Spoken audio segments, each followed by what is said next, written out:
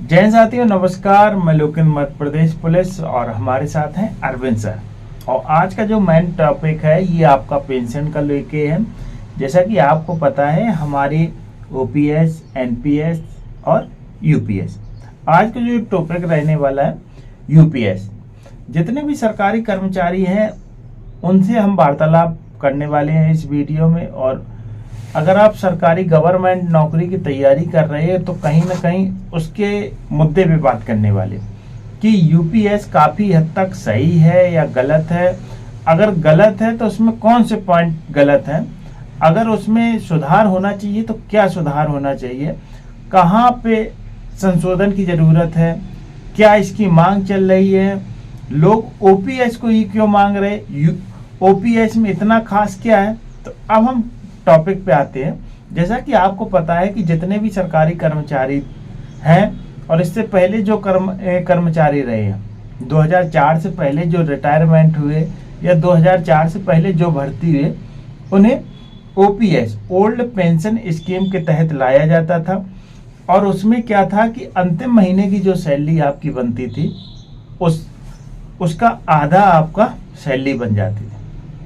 अब एनपीएस 2004 के बाद आपकी एनपीएस चालू हो गई। और एनपीएस में लास्ट में क्या होता है कि जब जितनी आपकी रकम होती है उसमें 60% आपको मिल जाती है, 40% बाजार में इन्वेस्टमेंट कर दिया जाता है और उसके आधार पे आपकी पेंशन बनती है। 1 अप्रैल 2025 से यूपीएस का विकल्प और एनपीएस के बीच विकल्प चुनने को होगा, जिसके बारे में अरविंद सर आपको थोड़ी जानकारी देंगे। इसके बाद हम बताते हैं। जय हिंद साथियों, मैं अरविंद मेहरा। तो अभी यूपीएस के बारे में चर्चा कर रहा है। तो ओपीएस क्यों बेस्ट है? देखो, ओपीएस इसलिए बेस्ट था कि जब मान लो आज से यदि कोई रिटायर होता है, ऐसे किसी की आज 1 लाख सैलरी है तो उसको पेंशन के रूप में 50,000 रुपये मिलते, और जो 10% या जो पीपीएफ वगैरह कटता था तो वो पूरा पैसा गवर्नमेंट लौटा देती थी कर्मचारी को, मैं ब्याज सहित। लेकिन एनपीएस का यूपीएस में क्या है, जो अपना 10% गवर्नमेंट काट रही है और 18% खुद में लाएगी, तो इसका कुछ क्लियर नहीं है इसमें कि ये मतलब ये वाला पैसा अपन को मिलेगा या नहीं मिलेगा, क्या है उसका। और जो एक मुश्त राशि वो भी बहुत कम है कि मतलब लगभग 10% मिलेगी और 90% गवर्नमेंट अपने पास जमा कर लेगी। तो इसलिए इसमें सुधार की मांग चल रही है कि जो 10% हमारा पैसा काट रही है सरकार, वो हमको वापस करे, बस और कुछ नहीं है यूपीएस में सुधार की। यदि ये वाला पॉइंट ठीक हो जाता है तो फिर सब यूपीएस की तरफ ही जाना पसंद करेंगे। जैसा कि आपको सर ने यूपीएस के बारे में बताया, देखो सरकारी कर्मचारी, या आज हम सरकारी कर्मचारी हैं, कल हमारे लड़के, हमारे बच्चे, हमारे परिवार के, हमारे गांव के कहीं ना कहीं सरकारी नौकरी की तैयारी करते हैं और ये पैटर्न चला रहेगा। बहुत सारे सरकारी नौकरी वाले इस वीडियो को सरकारी नौकरी वाले बहुत सारे लोग इस वीडियो को देखेंगे। अब यूपीएस के बारे में अगर हम आपसे बात करें तो यूपीएस में एक बात हमें बहुत दुखदाई लगती है, बहुत कष्टदायी लगती है। क्या रहता है कि अगर अपन खेत में फसल बोएं और अपनी फसल अपने को काटने को ना मिले तो इससे ज़्यादा और तकलीफ क्या हो सकती है। बस इसी प्रकार यूपीएस में कि हमारा रुपए है, हमारा रुपए काटा जा रहा है, बाद में वो जो खेत के आसपास मेड़ नहीं होती है, मेड़ के ऊपर जितना बचा हुआ है वही हमें हिस्सा मिलेगा, और बाकी का जो बीच का माल है वो जानवर खा जाएंगे या कोई और खा जाएगा। इसी प्रकार जो हमारा हिस्सा है ना के समान मिलेगा और बाकी सरकार के कोष खाते में जमा हो जाएगा, जिसकी हमें पेंशन मिलेगी।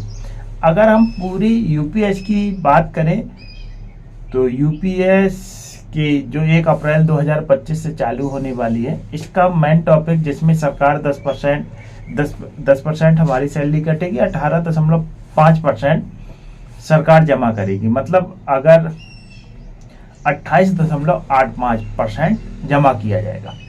और इसमें जो मासिक वेतन न्यूनतम होगी वो 10,000 की समथिंग होगी। इसके बाद अगर आप पेंशन के दौरान आपकी मृत्यु हो जाती तो आपकी पत्नी को पेंशन मिलेगी। वो प्रावधान सब हैं, बाकी सब बढ़िया है। लेकिन जो हमारा रुपए कटेगा वो लास्ट में, जैसे हमारा 10,000 रुपये कटा, जैसे 10,000 कटा तो 10,000 का 1/10 निकालेंगे तो हमें मिलेगा सिर्फ 1,000। ऐसे 20,000 कटा तो कितना मिलेगा 2,000, 30,000 कटा तो मिलेगा कितना 3,000। ऐसे लास्ट में जितने भी सरकारी कर्मचारी हैं, देखो आपका अभी जैसे मेरी वेतन 36,000 है, 36,000 का 10% काटेंगे तो वही 3600 बनेगा, और 3600 का अगर 18% निकालेंगे तो वही कितना बनेगा 3600 का 18 दिया, मतलब वही 5-6 हजार के समथिंग। तो 3600 ये 8,000 रुपए मान के चलो, एक महीने में हमारा 8,000 जमा हुआ, तो साल में हमारा हुआ कितना 72,000। अब हमारी नौकरी है 30 साल की, तो 72 का 30 में गुणा करोगे तो सीधा कितना हो जाएगा 24। अब ये जो 24 है, तो 24 का 1/10 हिस्सा मिलेगा। ऐसा मान लीजिए कि अगर हमारी लास्ट तक नौकरी होती है और हमारा जो पूरी संपत्ति है अगर 1 करोड़ जमा होती है, तो उसका 1/10 भाग मिलेगा। कहने का मतलब 10,000 10 रुपए उसमें, मतलब जो जितनी सर्विस है उसके 6 माह के हिस्से मतलब से भाग दे देंगे। जैसे अब तुम्हारी 35 साल सर्विस मान के चलो उसमें, तो 35 के डबल 6 माह मतलब 70 का गुणा कर देंगे, बस इतनी आपको एक मुश्त राशि मिलेगी। तो कहीं ना कहीं अगर ये जो 10% कट रहा है, पहले ओपीएस में ऐसा नहीं होता था। देखो जो अब पहले बुजुर्ग लोग थे और हमसे जो सीनियर थे, उन लोगों की जो पेंशन होती थी वो जीपीएस कटाते थे और बाद में उनको वो रुपए मिल जाता था। कभी बाइक शादी हुई, बहन की शादी हुई, प्लाट लेना, इलाज कराना, वो मिल जाती थी।